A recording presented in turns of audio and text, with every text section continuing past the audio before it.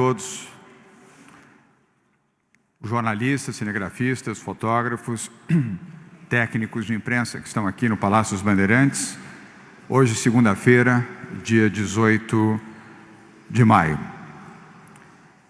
Na coletiva de hoje, a participação do Bruno Covas, prefeito da capital de São Paulo, José Henrique Guerra, secretário de Saúde e membro do Comitê de Saúde do Estado de São Paulo, General João Campos, secretário de Segurança Pública do Estado de São Paulo, Patrícia Ellen, secretária de Desenvolvimento Econômico, Marco Vignoli, secretário de Desenvolvimento Regional, e Dimas Covas, presidente do Instituto Butantan e coordenador do Comitê de Saúde, o Centro de Contingência do Covid-19.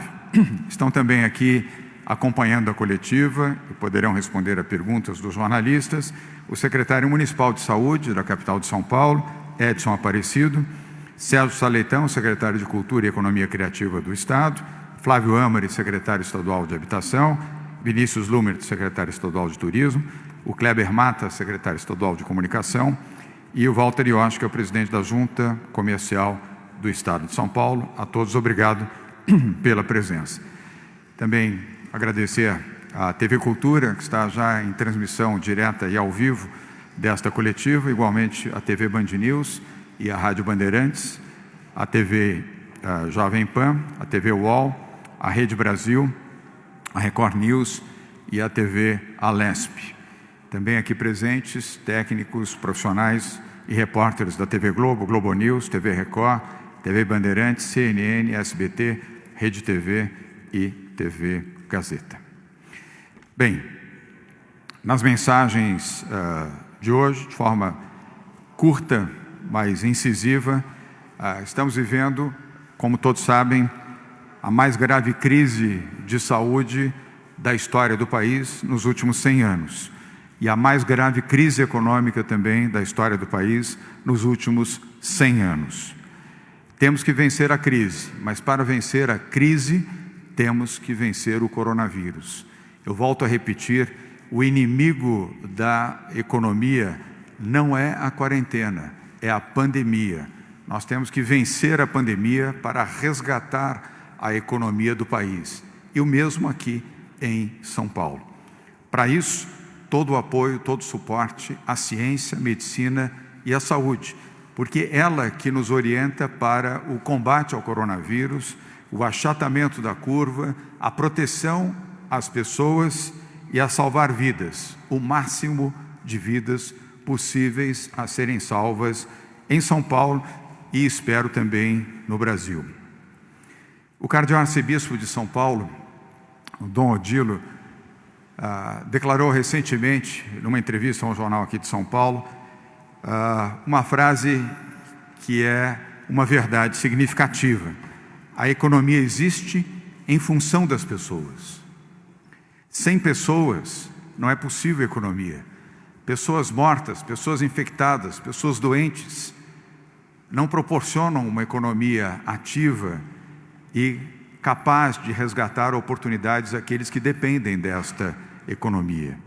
Portanto, volto a repetir aqui, o grande inimigo da economia é a pandemia. Se trabalharmos juntos, em harmonia, se considerarmos que o comando desta guerra é da saúde, da ciência e da medicina, nós poderemos superá-la mais rapidamente. Quero destacar também que é muito importante que a população de São Paulo compreenda a importância do isolamento social. Quanto maior for o isolamento social, maiores as chances de superarmos a fase mais dura da quarentena. O não isolamento social, a desobediência e estar em desacordo com a orientação da saúde e da medicina prejudica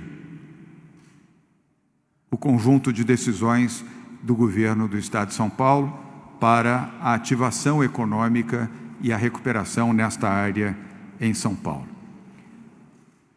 Hoje vamos anunciar uma medida que vem ao esteio, vem no conjunto de uma medida anunciada ontem pelo prefeito Bruno Covas, sobre o qual ele falará na sequência, o Governo do Estado encaminha hoje para a Assembleia Legislativa do Estado de São Paulo projeto de lei para antecipação do feriado do dia 9 de julho para o dia 25 de maio, a próxima segunda-feira. A expectativa é de que o projeto possa ser analisado em regime de urgência e possa ter a aprovação majoritária dos deputados na Assembleia Legislativa do Estado de São Paulo, da mesma maneira, e o Bruno Covas se referirá a isso, que vereadores e vereadoras avaliarão a proposta do prefeito no mesmo sentido, na mesma direção, com outros feriados, para a deliberação da Câmara Municipal de São Paulo. Essa medida do Governo do Estado, que dependemos da aprovação, repito, dos parlamentares da Assembleia Legislativa, vai em sintonia com a proposta do prefeito e ao encontro daquilo que nos recomenda o Comitê de Saúde do Estado de São Paulo, do qual o secretário Edson Aparecido, secretário municipal de saúde, faz parte. Ficou muito claro que ao longo dos finais de semana e dos feriados nos últimos 56 dias, nós temos índices mais elevados de isolamento e isto contribui para o controle da pandemia. Portanto, com esta decisão, nós teremos um período mais prolongado de feriados e com isso desejamos, essa é a expectativa, possamos ter índices semelhantes aos demais feriados e aos finais de semana.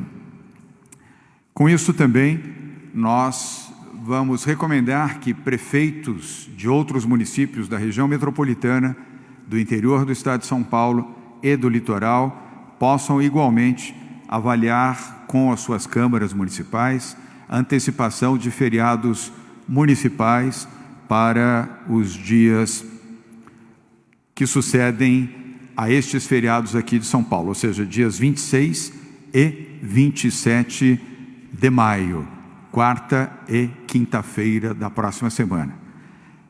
Eu não quero aqui antecipar, mas apenas para que vocês tenham a melhor compreensão, repito, o prefeito vai se referir a isso de forma dedicada, mas havendo a aprovação da Câmara Municipal, nós teremos feriado aqui na capital de São Paulo, na próxima quarta e na próxima quinta-feira.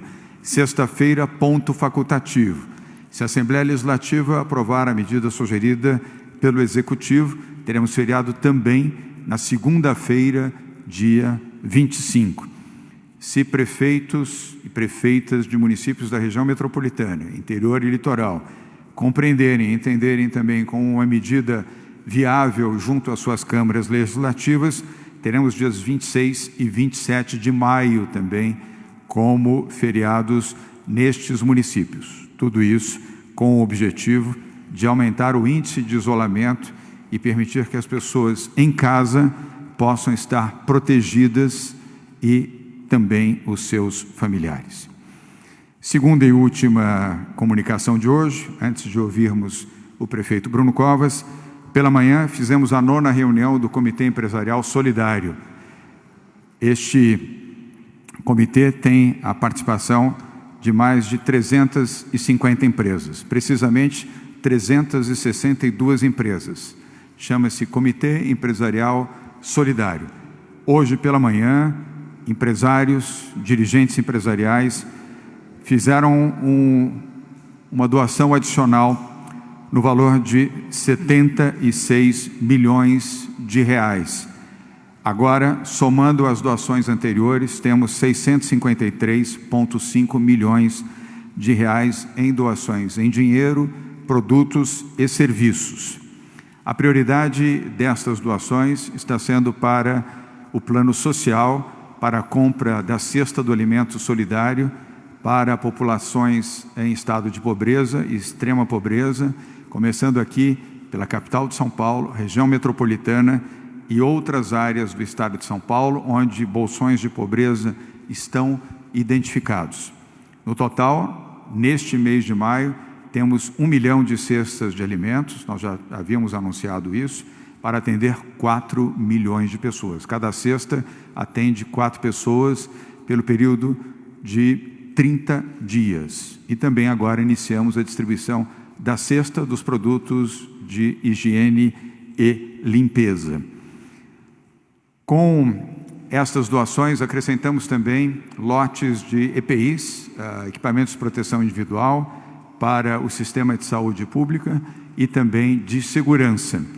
E, igualmente, contribuições que foram destinadas ao programa Merenda em Casa, programa que concede a mais de 700 mil alunos da rede pública do Estado de São Paulo R$ 55,00 por mês, para que tenham acesso e possam fazer as suas compras localmente, junto a mercados locais próximos às suas residências. Obviamente que isto não isenta o investimento do Estado. O governo do Estado de São Paulo destinou R$ 1,2 bilhões para investimentos de proteção social, para apoiar comunidades e apoiar principalmente prefeitas e prefeitos nas ações de proteção social. É o nosso dever e nós estamos cumprindo com este extraordinário apoio do setor privado. Não é fácil, em meio a uma pandemia, a uma dificuldade econômica tão expressiva, ter uma arrecadação de 653 milhões de reais que nós obtivemos em 9 reuniões com empresários e empresárias que manifestaram a sua solidariedade, a quem eu, sinceramente, agradeço pela demonstração de compaixão, de humanidade e, obviamente, de muita solidariedade com aqueles que são desvalidos e representam a população mais sofrida diante desta grave crise. E agradecer também a prefeitos e prefeitas, inclusive o Bruno Covas, que com as suas áreas de promoção social tem apoiado, tem ajudado e contribuído junto a estas comunidades de pessoas que vivem em pobreza e extrema pobreza. E nós continuaremos a atuar conjuntamente. Feitas essas manifestações, eu passo agora ao Bruno Covas, prefeito de São Paulo. Boa tarde a todos. A Prefeitura tem feito um esforço muito grande para ampliação de leitos de UTI e leitos de enfermagem na cidade de São Paulo. Só de leitos de UTI, nós já acrescentamos 840 leitos aos 507 que a Prefeitura tinha antes do início da pandemia, e vamos acrescentar, nossa meta é acrescentar até o fim de maio, mais 860, totalizando 1.700 leitos de UTI acrescentados aqui na cidade de São Paulo. Da mesma forma, leitos de enfermaria já foram acrescentados 1.100, parte no Hospital Municipal de Campanha do Pacaembu, no Hospital Municipal de Campanha do AMB e no anexo do Hospital Municipal do Emboimirim. E devemos acrescentar mais 1.200 até o fim de maio, sendo, portanto, um acréscimo de 2.300 leitos de enfermaria aqui na cidade de São Paulo. Apesar de todo esse esforço, nós chegamos no dia de ontem a uma ocupação de 76% dos leitos de enfermaria e 91% dos leitos de UTI. De cada 10 pessoas que conseguem tratamento aqui na cidade de São Paulo, nós conseguimos salvar 9 vidas. Uma recuperação de 90% das pessoas que conseguem tratamento. E toda a nossa preocupação nessas ações em conjunto com o governo do Estado para ampliar o isolamento social é exatamente para não deixar que todo mundo fique doente ao mesmo tempo e a gente tenha que superlotar o nosso sistema de saúde. Por isso, decretamos inicialmente o fechamento de equipamentos públicos, como parques e museus. Depois passamos para decretar o fechamento de comércio não essencial e a gente tem avançado com outras iniciativas. Tivemos 2 aqui na cidade de São Paulo, o bloqueio de rua e o mega rodízio, que infelizmente não fizeram que as pessoas permanecessem dentro de casa. A ideia agora é antecipar os feriados municipais, como já mencionei no dia de ontem. Hoje, inclusive, a partir das 15 horas, a Câmara Municipal começa a debater o projeto enviado no dia de ontem mesmo para a Câmara Municipal. Caso a Câmara consiga e entenda aprovar esse projeto e seja feito até amanhã, nós anteciparemos os 2 feriados municipais que ainda temos para a quarta e quinta-feira desta semana, decretando ponto facultativo na sexta-feira.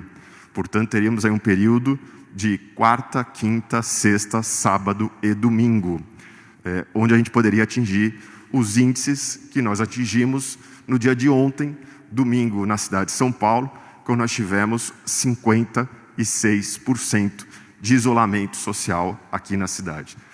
Solicitei ao governador, e como ele mencionou, ele está encaminhando também o projeto de lei à Assembleia Legislativa, para que ele possa antecipar o feriado de 9 de julho para segunda-feira da semana que vem. Então nós teríamos quarta, quinta, sexta, sábado, domingo e segunda. E o governador, além disso, também está solicitando a outros municípios, em especial os municípios da Grande São Paulo, o secretário Marco Vignoli está aqui exatamente por conta disso, para que eles possam também antecipar os seus feriados municipais, muito provavelmente para terça, quarta da semana que vem, criando uma simbiose muito positiva aqui na região metropolitana, já que nós temos várias pessoas que moram numa cidade e trabalham na outra. Ou seja, é mais uma forma que a Prefeitura e o Estado têm encontrado para poder ampliar o isolamento, não deixar com que todo mundo fique doente ao mesmo tempo, da mesma forma que estamos correndo contra o tempo para poder inaugurar esses leitos de UTI e de enfermaria, que ainda pretendemos inaugurar no mês de maio. Também solicitei ao governador, e ele já determinou ao secretário de Segurança que faça isso a partir de amanhã, que policiais militares acompanhem os nossos fiscais, os 2.000 fiscais das subprefeituras que têm fiscalizado todo o comércio aqui na cidade de São Paulo. É um reforço muito bom, muito positivo e que vai ajudar muito os nossos fiscais na fiscalização desses vários comércios que não têm atendido ao apelo, que não foram considerados essenciais, mas permanecem abertos aqui na cidade de São Paulo. Era isso, muito obrigado, bom dia a todos. Obrigado, prefeito Bruno Covas. Vamos agora às informações da saúde, com o secretário José Henrique German, depois com o Dr. Dimas Covas, coordenador do Comitê de Saúde. German. Obrigado, governador. Boa tarde a todos. Ontem, no Brasil, para hoje, 241.080 casos, com 16.118 óbitos. Em São Paulo, 63.006 casos, com 4.823 óbitos. Esses nossos óbitos são 7% dos casos do estado de São Paulo e 25% do número de óbitos do país. Tivemos internados 3.900 pacientes, sendo 5.974 em enfermaria e 3.900 em UTI. Esses casos são confirmados e casos suspeitos. A porcentagem de ocupação no estado dos leitos de UTI, 69,8%, e na Grande São Paulo, 89,3%. Para a próxima semana agora, teremos o início de mais um hospital de campanha, que é o Hospital do Heliópolis, com 140 leitos regulares e 30 leitos de terapia intensiva. Muito obrigado, governador. Obrigado, doutor German. Doutor Dimas Covas, coordenador do Comitê de Saúde, o Centro de Contingência do Covid-19, por favor. Boa tarde, obrigado, governador. Esses números, eu acho que é bom colocarmos num contexto. Nessa semana, o Brasil saiu da 6ª posição e, nesse momento, ocupa a 4ª posição no mundo em termos de número de casos. Deve ultrapassar o Reino Unido entre hoje e amanhã e, portanto, será o 3º país em número de casos, disputando com a Rússia. haverá, sem dúvida nenhuma, a possibilidade dele ir para o segundo lugar, brevemente, mantendo as tendências que nós observamos. Em relação ao número de mortes, é o 6º país, ele estava em 8º, agora ele já é o 6º país em número de mortes. O Estado de São Paulo, em número de casos, já tem mais casos do que o México, do que a Bélgica e do que a Arábia Saudita. Quer dizer, uma posição já entre as nações, quer dizer, o Estado de São Paulo é uma grande nação, não há dúvida nenhuma, em termos de números, se corresponde. Com relação aos testes, isso é importante frisar. Até o momento, em termos de RT-PCR, nós já realizamos 73 mil exames no Estado de São Paulo, é o maior número de exames de RT-PCR realizados no Brasil. Na sexta-feira, nós iniciamos o programa de testagem com os testes rápidos, um programa na Polícia Militar, que vai testar, dentre os próximos dias, em 20 dias, 145 mil pessoas, incluindo policiais e seus familiares. Será o maior contingente de estudo soroepidemiológico também do Brasil. Iniciamos hoje, junto aos municípios, a segunda fase, a ampliação dos testes de RT-PCR para os pacientes com sintomas leves. Esses pacientes vão obedecer um fluxo diferente, eles não devem procurar o serviço de saúde, né? Isso é feito em colaboração com os municípios e, no conjunto, quer dizer, nos próximos 3 meses, o Estado de São Paulo vai estar realizando em torno de 27 mil testes por milhão de habitantes, que é um número de testes superior ao que a Itália realizou. Então, isso, de uma certa maneira, nos permite olhar a epidemia com uma grande precisão e o que nos informa em relação às projeções e leva a melhor informação para que o nosso governador possa tomar as decisões que são importantes nesse momento. Obrigado, Dimas Covas. Eu vou pedir ao secretário de Desenvolvimento Regional, Marco Vignoli, a intervenção será breve, para que ele possa explicar parte desse planejamento que confere ao interior e ao litoral a possibilidade de, da mesma maneira que estamos fazendo aqui na capital de São Paulo e do ponto de vista do Estado, com os feriados, que municípios vizinhos aqui da região metropolitana e também outros do interior e do litoral possam igualmente antecipar feriados. Lembrando que nós estamos no mês crucial no combate ao coronavírus, que é este mês de maio. Vignoli. Muito bem, o governador se utiliza da Lei Federal 9.093, que determina que o Estado tem um feriado possível e os municípios até 4, sendo que um deles, Sexta-feira Santa, e o outro, possivelmente, em vários casos, já tomado. Então, nessas duas datas, orientando fortemente que na região metropolitana de São Paulo seja feita essa antecipação, dias 26 e 27 de maio, e dialogando com o restante do Estado, aonde for necessário se fazer essa antecipação também. Então, hoje, às 16 horas, o Conselho Municipalista vai se reunir para tratar desse tema, além de protocolo de testes e os planos regionais. Amanhã pela manhã, às 9 horas da manhã, a região metropolitana de São Paulo, os 39 municípios da região se reunirão também para discutir esse tema, onde a orientação para uma ação conjunta é fundamental. E amanhã à tarde nós falaremos também com a região da Baixada Santista, que é a segunda região mais impactada nesse tema. Tendo em vista isso, nós recomendamos e já pedimos, orientamos e vamos ampliar o diálogo com os prefeitos da região metropolitana de São Paulo para que a gente já possa agir, a exemplo do que faz o governo do Estado enviando um projeto para a Assembleia, a Prefeitura de São Paulo, nos 39 municípios da região metropolitana de São Paulo, propor às suas câmaras municipais o feriado no dia 26 e 27 de maio. Obrigado, secretário Marco Vignoli. Agora, com a secretária Patrícia Ellen, secretária de Desenvolvimento Econômico, Ciência e Tecnologia, o sistema de monitoramento inteligente está afeto à secretaria da Patrícia Ellen, que faz o uso da palavra neste momento.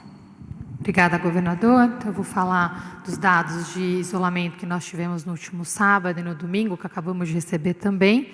No último sábado, a capital teve uma taxa de 52% e a média do estado de São Paulo foi de 50%. Domingo, nós tivemos uma melhoria importante na capital com 56% e o estado de São Paulo com 54%.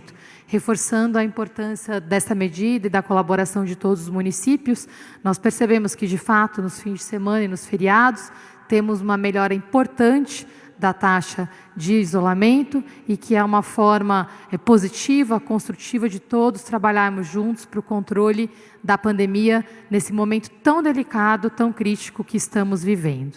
Muito obrigada, governador. Obrigado, Patrícia. Bem, agora vamos às perguntas, as informações que tínhamos a prestar, e agora vamos ao atendimento à imprensa. Presencialmente, a primeira pergunta é da TV Record, com a jornalista Daniela Salerno. Na sequência, temos outras perguntas presenciais e também virtuais. Daniela, boa tarde. Sua pergunta, por favor. Boa tarde a todos. Governador, a gente tem visto que, apesar de todos os pedidos, falando principalmente de dias de semana, a taxa de isolamento não vem subindo nas últimas semanas. E quando a gente conversa com as pessoas na rua, trabalhadores principalmente de baixa renda, eles falam para mim mesma que mesmo com todos os auxílios, cestas básicas, auxílio do governo federal e etc., ainda não é possível sustentar a família. Conversei com uma trabalhadora, mãe de 3 filhos, que ainda falou para mim, qualquer sacola de mercado custa R$100. Então, nesse sentido, eu queria fazer a seguinte pergunta. Há algum projeto ou mesmo estudos de possível redução de ICMS em alguns produtos, principalmente, nem que seja durante a pandemia, principalmente falando aí de produtos de higiene, de limpeza e carnes? Isso poderia ajudar a população em geral, não só de baixa renda, e ajudar também a incentivar o consumo. Obrigada. Daniela, obrigado pela pergunta. Todas as medidas que antecederam a pandemia já levavam em conta o custo da cesta básica e a redução de impostos. Aliás, fato feito, inclusive, pelo meu antecessor, Geraldo Alckmin, em praticamente todos os itens que compõem a cesta básica, tanto de alimentos quanto de higiene pessoal. Não há mais condições de fazer redução de ICMS sobre produtos que já têm um imposto reduzido. E, repito, isso não começou apenas no nosso governo, foi muito intensificado durante a gestão do governador Geraldo Alckmin. E quero lembrar também que nós já tivemos uma queda materializada de 10 bilhões de reais de ICMS em São Paulo. Temos a expectativa de perder mais 5 bilhões de reais. Este é o principal imposto que nos permite manter as ações de saúde, de segurança pública e de proteção social. Nós não temos condição de fazer mais nenhuma redução, além daquelas que já estavam feitas e das que nós fizemos. E lembrando que a soma de programas municipais, não apenas da capital de São Paulo, mas de outros municípios também, do governo estadual e do governo federal, podem oferecer a esta população de pessoas desempregadas, e principalmente aquelas que estão em situação de pobreza e extrema pobreza, as condições de sobrevivência diante dessas circunstâncias da pandemia. Nós estamos muito atentos a isso e agindo coordenadamente com as prefeituras municipais e redobrando os esforços, inclusive com o apoio do setor privado, como comentamos agora há pouco, com as doações do Comitê Solidário. Agradecendo sua pergunta, Daniela, vamos agora à TV Bandeirantes Band News, jornalista Pablo Ribeiro. Pablo, obrigado pela sua presença. Boa tarde. Sua pergunta, por favor. Boa tarde a todos. Prefeito, a antecipação de feriados realmente cria uma sensação de isolamento social e aumenta a taxa. No entanto, a gente pode ter em 2 semanas um colapso da saúde em São Paulo. O senhor acredita que há um ruído entre a comunicação do poder público e a população entender a necessidade desse isolamento? E que ruído é esse? Ou quem seria esse ruído? E ao governador, em caso de lockdown a ser decretado, São Paulo passa a ser talvez a maior cidade que tenhamos atualmente com lockdown, se o lockdown for decretado. Tem uma população parecida com o Wuhan, onde a doença acabou nascendo. O poder de polícia que o senhor tem aqui em São Paulo é capaz de fazer a fiscalização na cidade e no entorno, ou será necessário um reforço? Obrigado aos dois. Pablo, eu começo pela segunda parte da sua pergunta, ou a sua segunda pergunta, e logo na sequência ao Bruno Covas. E na segunda, para esclarecer, nós não estamos decretando lockdown, nem recomendando lockdown na capital de São Paulo ou na região metropolitana. Temos o protocolo para isso, aliás, elaborado pelo Comitê de Saúde do Estado de São Paulo. Mas esta eminência, ela não existe nesse momento. Nós precisamos deixar claro para, como você mesmo mencionou, não haver comunicação equivocada à população do Estado de São Paulo, aos que estão aqui nos assistindo, nos ouvindo, ou àqueles que vão receber as informações de vocês. O protocolo existe, mas neste momento não há nenhuma decisão para aplicação do lockdown. Nós estamos tentando todas as alternativas possíveis para viabilizar o achatamento desta curva, atender às recomendações da área de saúde, proteger vidas das pessoas, utilizando todos os mecanismos, inclusive esse de extensão de feriados, para alcançar os bons índices que, diga-se, foram obtidos nos feriados e nos finais de semana. Nós conseguimos alcançar a média superior a 55% aqui na capital de São Paulo, aos finais de semana e também nos feriados que já ocorreram. Vamos fazer essa extensão dos feriados, na boa medida que foi aqui apresentada, na expectativa de que possamos ampliar em mais dias índices elevados. Isso ajuda a proteger vidas, evita o colapso também no sistema público e privado de atendimento. Agora sim, Bruno Covas.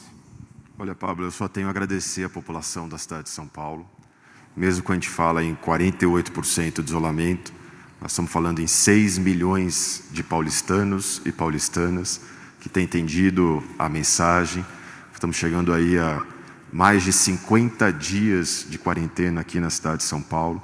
Então, população, agradeço em nome da Prefeitura, em nome da população mais carente da cidade de São Paulo, que é aquela mais vitimizada pela pandemia. Então, é claro que a gente entende muitas vezes a situação da população de ter que sair dentro de casa, mas não posso nem um pouco deixar de agradecer a essa população que tem colaborado, que tem feito a sua parte, e a gente tem que ir solicitando cada vez mais, né? Mantendo essa taxa de isolamento em 55%, que nós vamos conseguir passar por essa pandemia sem ter de enfrentar casos como outras cidades muito mais ricas de São Paulo enfrentaram, que é deixar de atender a população.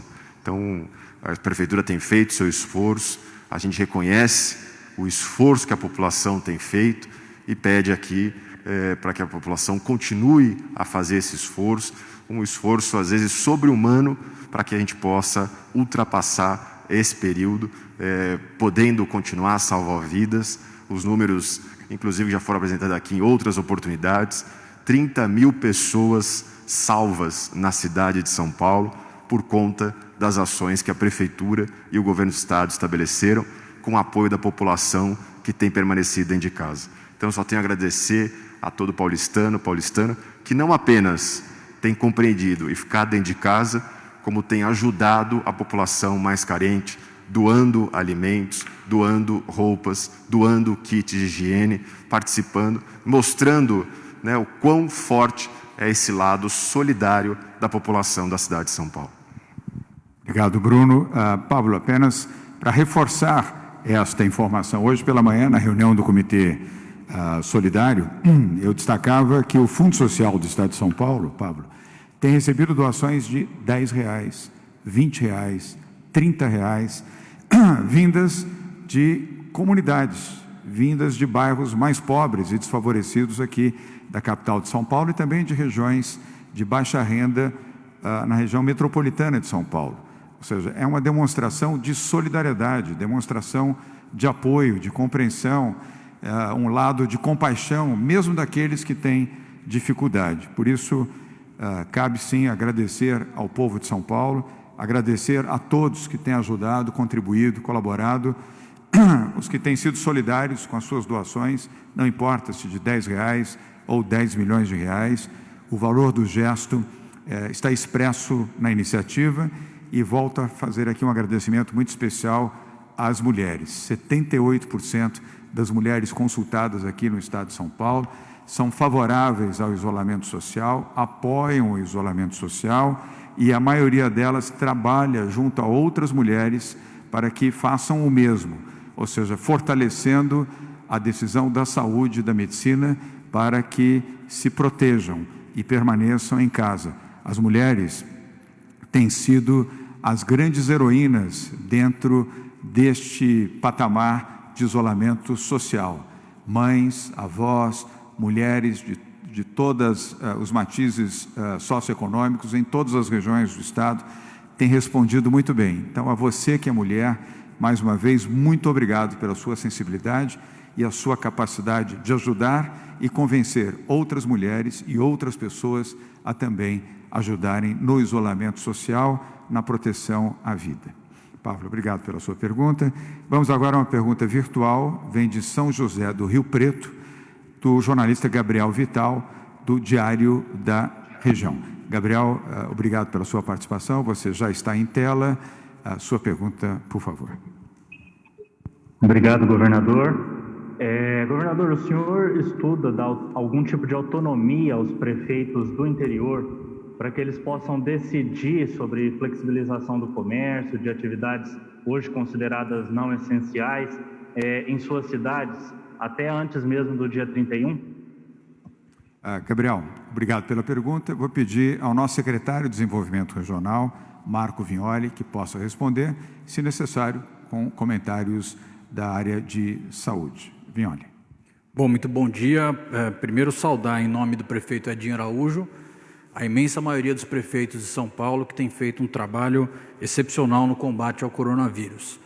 Hoje, às 16 horas, o prefeito Edinho Araújo apresenta o plano regional. Acho que na última sexta-feira ele teve uma reunião com os prefeitos da região, pactuando uma série de perspectivas aí no modelo da região, junto com o governo do Estado. Quando atingirmos o dia D, ou seja, quando a ciência e a saúde permitirem esse retorno gradual das atividades, a gente poder implementar na região de São José do Rio Preto. Então, a autonomia dos prefeitos, em conjunto, pactuando as suas ações, mas com a garantia da ciência e da saúde, para que a gente possa ter um processo seguro de retorno gradual dessas atividades. Então, hoje, às 16 horas, o prefeito Edinho apresenta o plano da região aqui para o governo do Estado.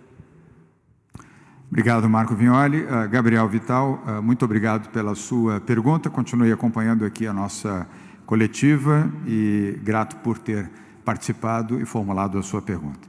Vamos agora a uma nova pergunta, ela é presencial, da TV Cultura, jornalista Maria Manso. Maria teve aqui, eu acho que praticamente todas as nossas coletivas de imprensa, já ao longo desse período. Se eu não estou enganado, acho que foram entre 36 ou 37, se eu não estou enganado. Maria, boa tarde. Sua pergunta, por favor. Boa tarde a todos. Paraisópolis é a segunda maior favela que a gente tem aqui na cidade, são 120 mil pessoas. Hoje, alguns representantes fizeram uma passeata, desde a favela, que fica ali na região do Morumbi, até o Palácio dos Bandeirantes. Aqui eles foram impedidos de chegar mais perto, mas eles ainda estão aguardando para conversar ou com o prefeito ou com o senhor governador, porque eles dizem que não receberam apoio até agora, nem com cestas básicas, nem com apoio médico, que teria sido prometido um hospital de campanha no céu de Paraisópolis, que até agora não chegou também, e que eles não têm recebido nem ambulâncias lá, porque as ambulâncias não entram, e que eles também estão com falta de água para manter a higiene dos moradores. O que pode se dizer para Paraisópolis? Maria, vou dividir a sua pergunta em várias respostas, a começar do Bruno Covas, passando também pelo setor de saúde e, se necessário, do próprio Edson Aparecido, secretário de Saúde municipal. O tema Paraisópolis, como todas as outras comunidades, é um tema da cidade, portanto, do prefeito, mas sempre com o nosso apoio. Nós nunca deixamos e nem deixaremos de apoiar, seja o prefeito Bruno Covas ou qualquer outro prefeito que tenha a necessidade de receber apoio nessa relação com as comunidades menos favorecidas. Mas eu tenho que antecipar que não é verdade que falte água, alimentos e assistência médica em Paraisópolis. Eu não quero aqui estabelecer confronto com o líder ou os líderes, se é que podemos chamar dessa maneira, mas já antecipo que isto não procede. Fizemos a instalação de milhares de caixas d'água doadas pela Sabesp em Paraisópolis. Também a instalação de água corrente em áreas de densidade habitacional em Paraisópolis, gratuitamente, evidentemente, e inclusive fornecimento de sabonete líquido para esta população. A prioridade nas cestas do alimento solidário foram para Paraisópolis, Heliópolis e outras comunidades aqui. A minha esposa, Bia Dória, já esteve várias vezes em Paraisópolis entregando as cestas de alimento solidário. Portanto, esta informação não procede. Bruno. Eu queria começar, depois eu peço até para o secretário Edson Aparecido complementar. Nós temos 350 mil famílias na cidade de São Paulo em situação de alta vulnerabilidade. Já foram distribuídas 276 mil cestas básicas pela Prefeitura de São Paulo, sejam cestas básicas adquiridas pela Prefeitura, sejam cestas básicas doadas à Prefeitura. Deve chegar nos próximos dias, enviado pelo Governo do Estado, 445 mil cestas básicas, que também serão distribuídas pela Prefeitura. Em relação específica a Paraisópolis, não é verdade que a gente não distribui alimentação lá.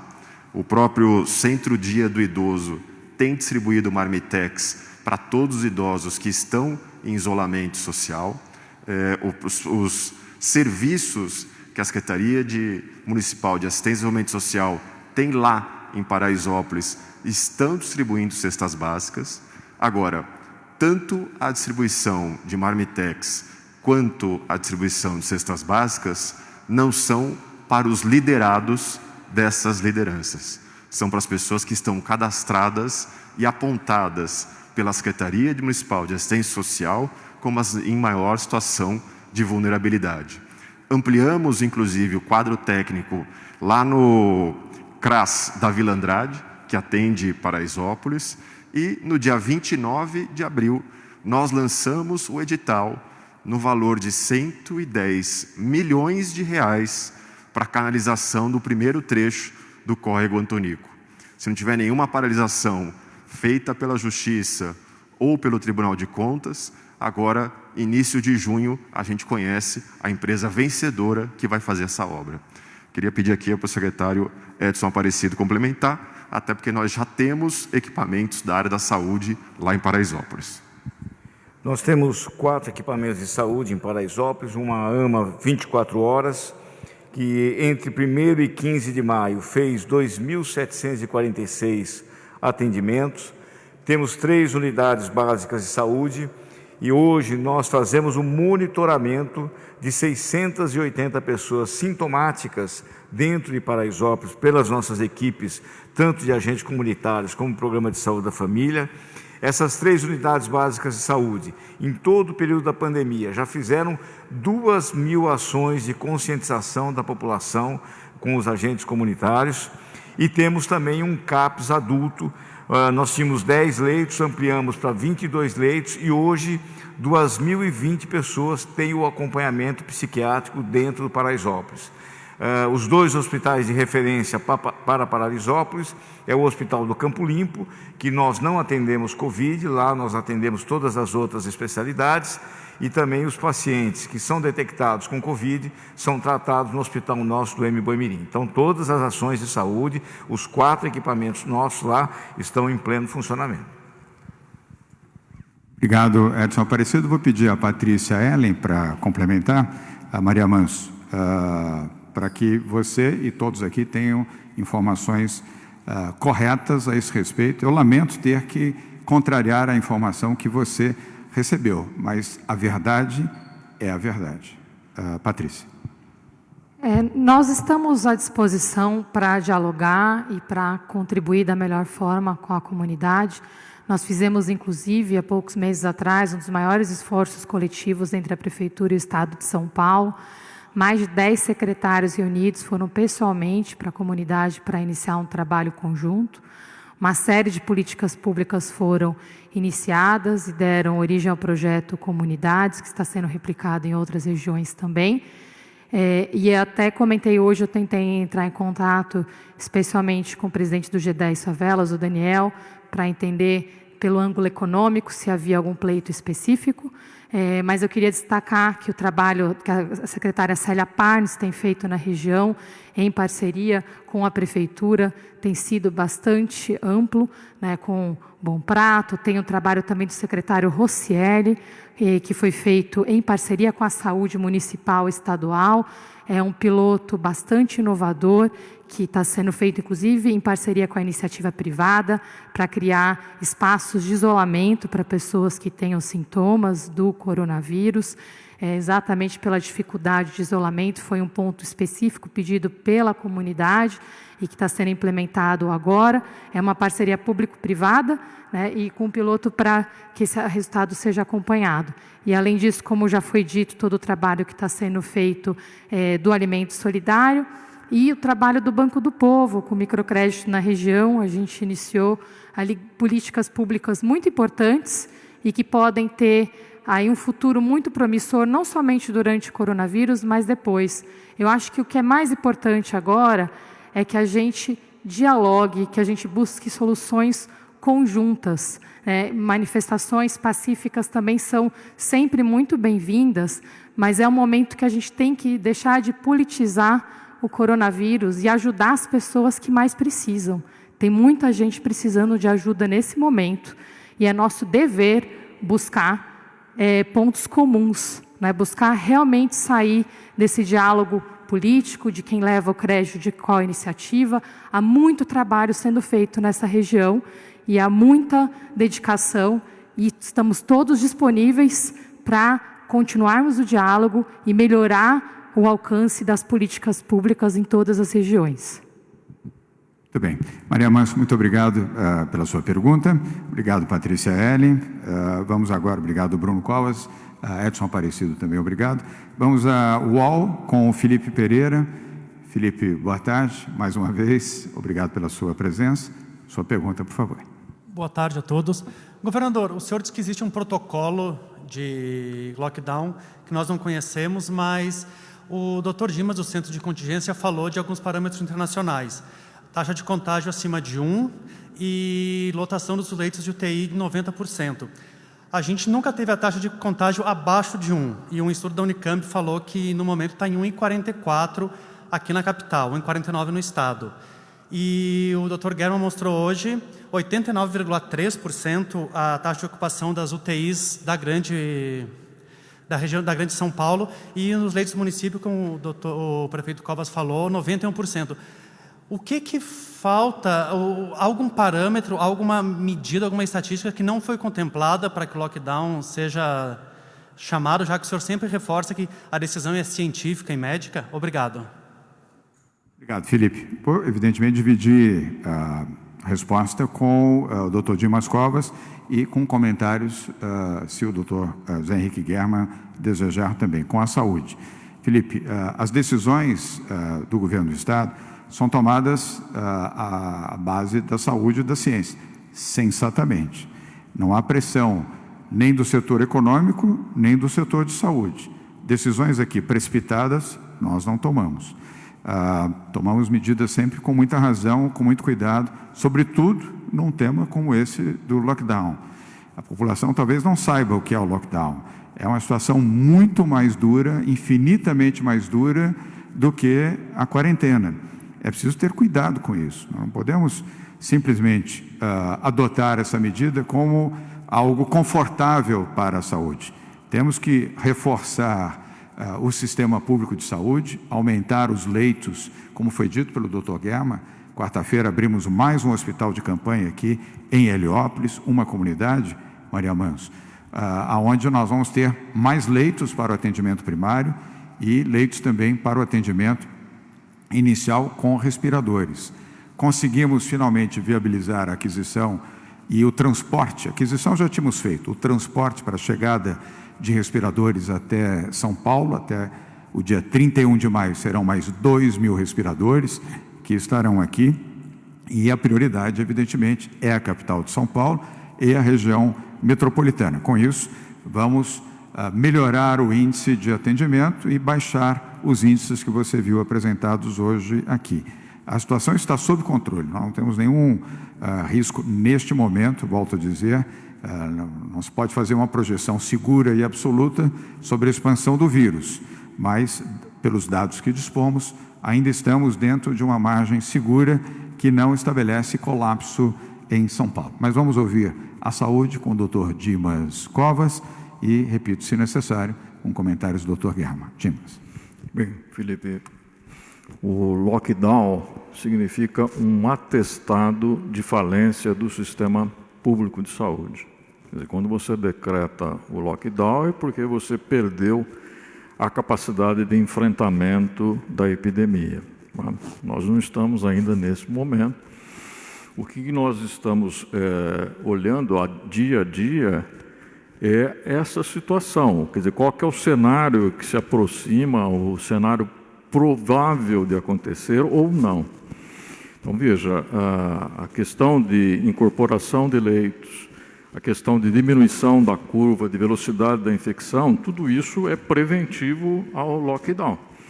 Quer dizer, se num determinado momento o sistema de saúde for nocauteado, não há dúvida, todos os países adotaram o lockdown como medida extrema, né, para recuperar a capacidade de atendimento.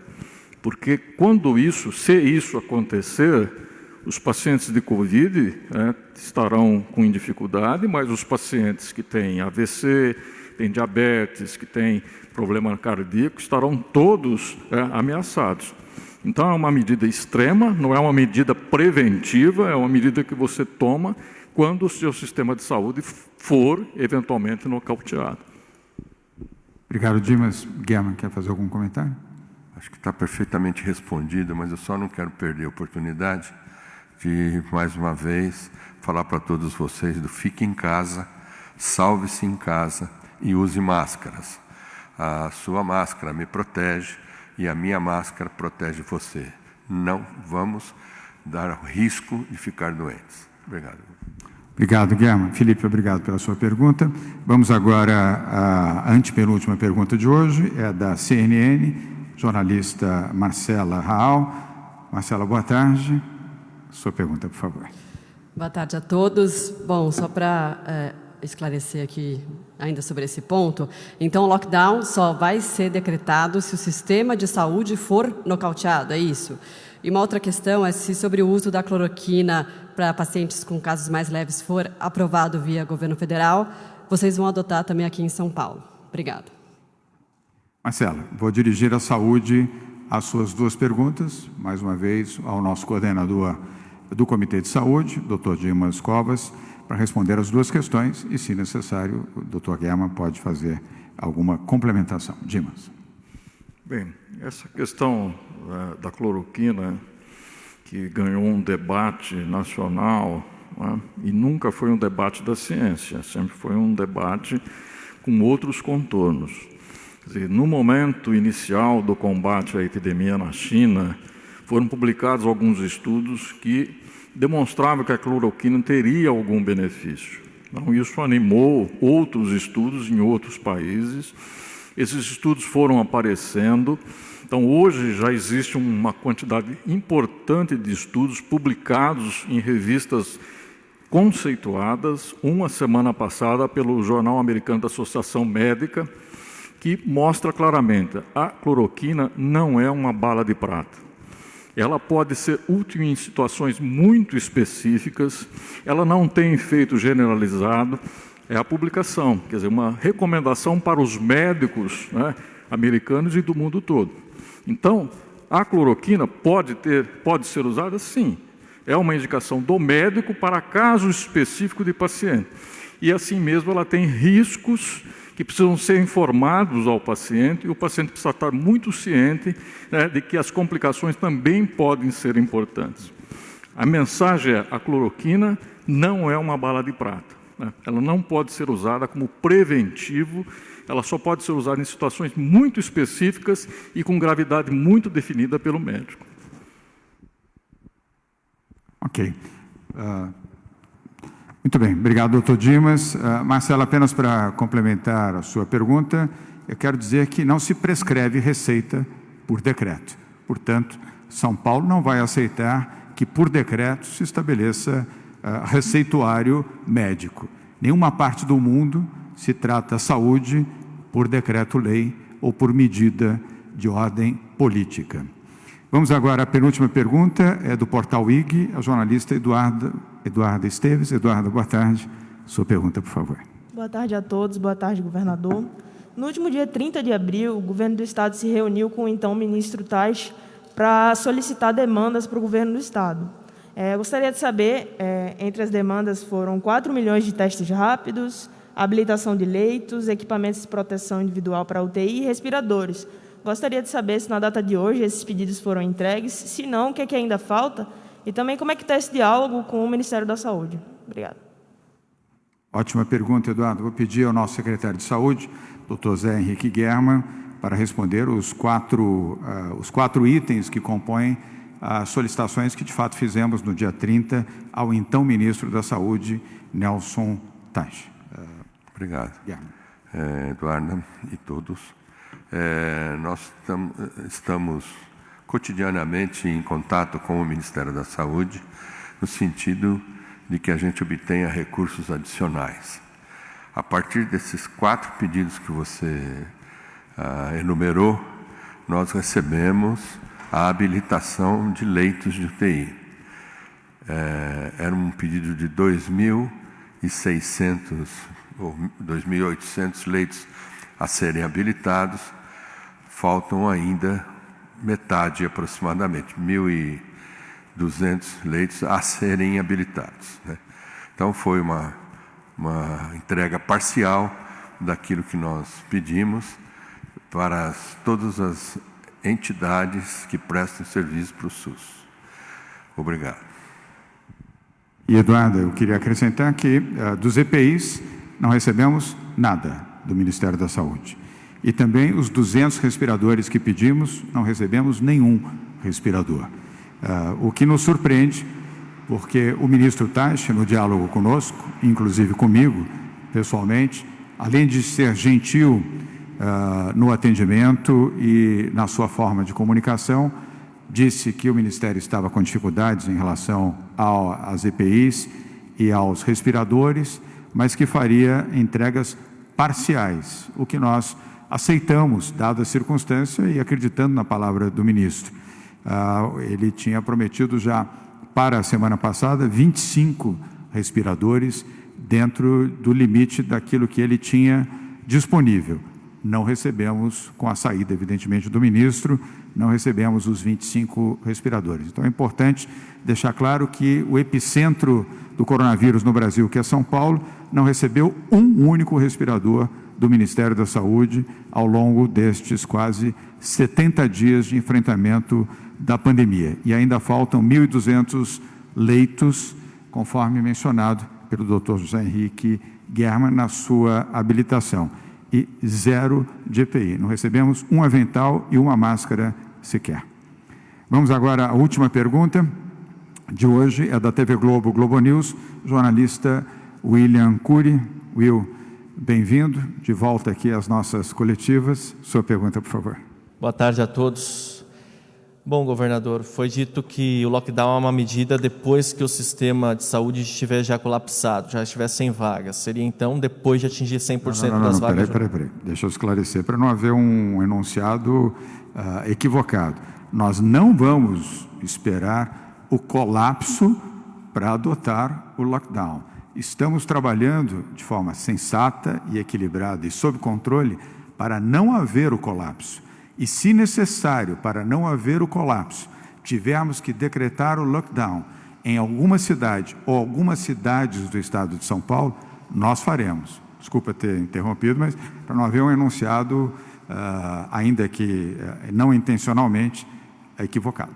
Eu queria saber justamente qual que é esse limite para o governo falar agora é o momento de decretar o lockdown.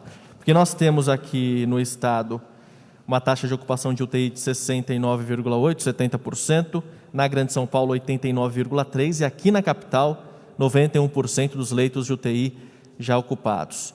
Então, qual que é esse limite? Até quando que pode aguentar para chegar no lockdown? Temos, o Dr. Dimas Covas falou hoje à Globo News que serão 15 dias dramáticos daqui para frente, porque as previsões não são positivas, observando as taxas de isolamento que tivemos no meio de semana, nas últimas semanas.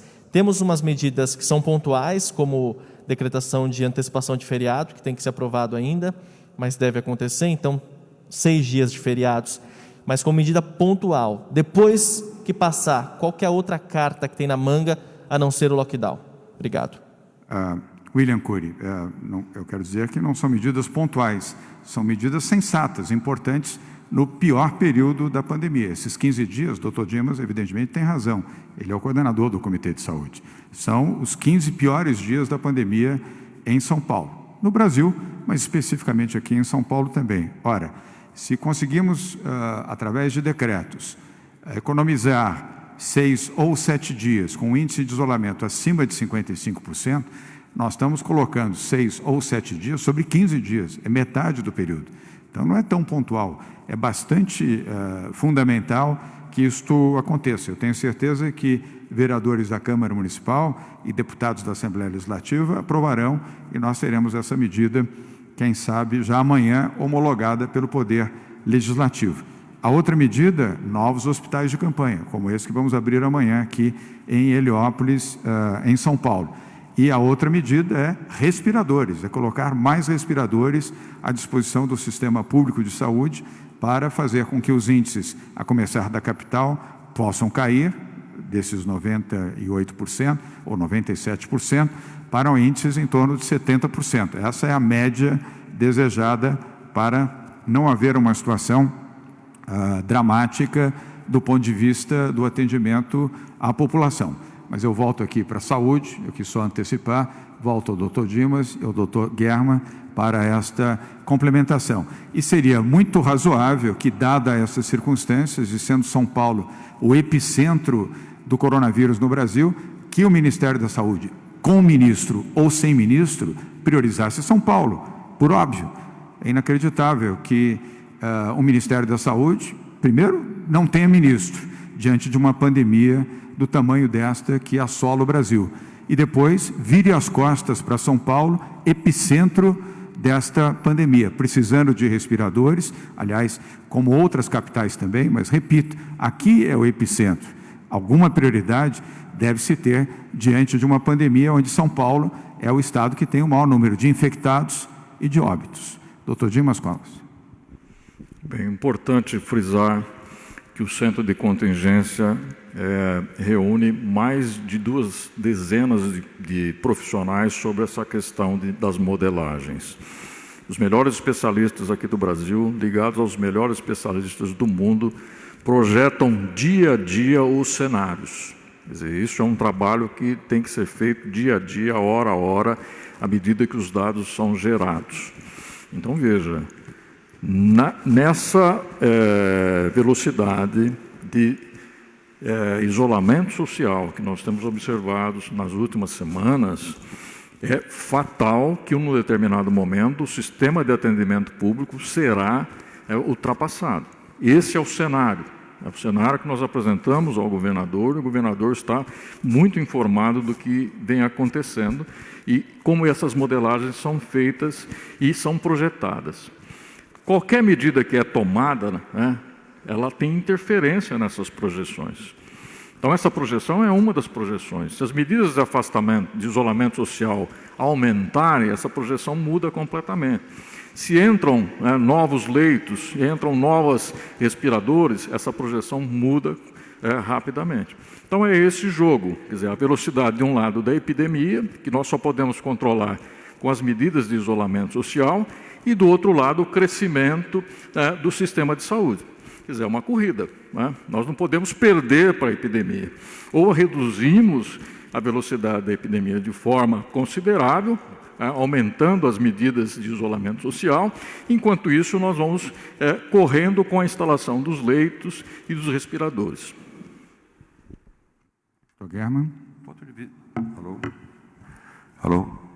Do ponto de vista da estrutura todo o sistema hospitalar, principalmente relacionados às unidades de terapia intensiva, quando você coloca o Estado com as prefeituras, principalmente a Prefeitura de São Paulo, nós ainda temos bastante recurso, né, a serem utilizados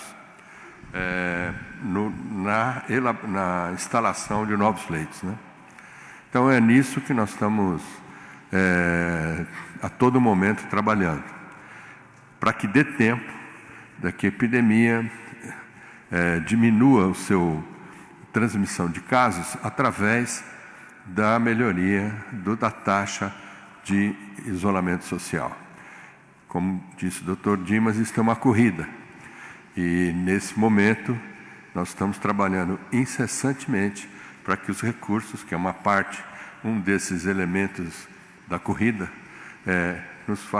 a gente consiga levar para níveis absolutamente seguros. Obrigado. Obrigado, doutor Guerra. E, para completar a coletiva de hoje, obrigado, William Cury, pela pergunta. Lembro que amanhã teremos coletiva de imprensa aqui da Saúde, às 12h30. E, ao término dessa coletiva, uma mensagem ao Ministério da Saúde e ao presidente Jair Bolsonaro. Eu espero, como governador de São Paulo, estado onde temos 46 milhões de brasileiros que vivem aqui, que o governo federal, através do Ministério da Saúde, não faça seletividade política dos brasileiros que podem sobreviver e os que não podem sobreviver. Eu tenho a convicção de que isto não será feito. Se for feito, quero dizer que São Paulo vai reagir. Se tivermos um ministro da Saúde que não respeite a necessidade, a prioridade de São Paulo, o fato de sermos aqui o centro do coronavírus no país, com o número de mortes já em mais de 4.800 pessoas, mais de 63 mil infectados, para continuar a não receber aqui, em São Paulo, respiradores, EPIs, leitos e atenção desejada, o governo federal estará decretando a morte de brasileiros em São Paulo. E sobre isso, nós reagiremos, não apenas o governo, como todos aqueles representantes da sociedade civil de São Paulo e aqueles que devem representar a defesa legítima da vida e da saúde dos brasileiros de São Paulo. Muito obrigado a todos, boa tarde e até amanhã.